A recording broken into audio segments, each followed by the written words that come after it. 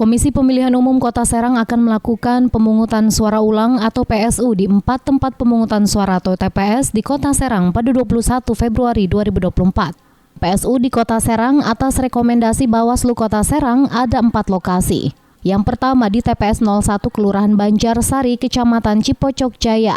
Kedua di TPS 07 Kelurahan Kemanisan, Kecamatan Curug. Ketiga TPS 24 di Kelurahan Sepang, Kecamatan Taktakan. Dan di TPS 05 Kelurahan Bendung, Kecamatan Kasemen.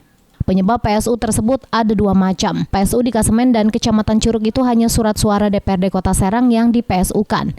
Karena di 2 TPS itu ada pemilih yang terindikasi. Satu pemilih bukan asli DPT di TPS 07 di Kelurahan Kemanisan. Kemudian di Kecamatan Kasemen, ada pemilih yang terindikasi meninggal dunia menggunakan orang lain untuk menggunakan hak pilih. Dan indikasinya hanya mencoblos surat suara DPRD Kota. Kemudian di TPS Banjarsari dan TPS Sepang, 5 jenis surat suara yang di PSU. Hal itu dikarenakan kelalaian petugas KPPS-nya yang tidak menandatangani surat C1 plano. Sementara di Kelurahan Banjarsari, KPPS hampir 100 surat suara tidak ditandatangani oleh Ketua KPPS karena kelalaian dan ketidaktahuan si petugas KPPS. Kemudian di Kecamatan Taktakan, Kelurahan Sepang, 5 jenis surat suara karena pemilih DPK yang bukan warga Kelurahan Sepang, Kecamatan Taktakan diberikan akses untuk menggunakan hak pilih. Sementara aturan tersebut, daftar pemilih khusus atau DPK boleh menggunakan hak pilih menunjukkan KTP, hanya pemilih yang berdomisili sesuai dengan alamat TPS. Tugas KPPS kita baru begitu ya, jadi belum berpengalaman. Kota Serang gimana kan di mana aja, Pak? Iya, PSU di Kota Serang atas rekomendasi Bawaslu Kota Serang kita ada 4 lokasi ya. Yang pertama di TPS 1 Kelurahan Banjarsari, Kecamatan Cipocok Jaya.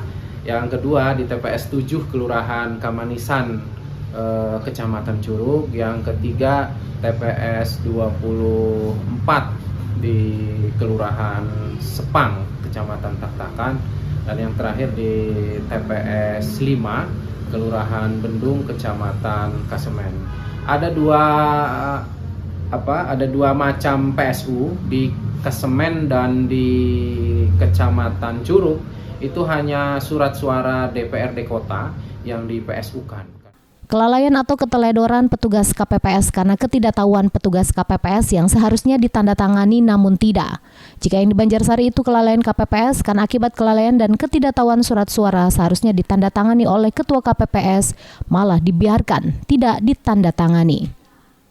Dharma Wijaya, jurnalis Banten TV dari Serang memberitakan.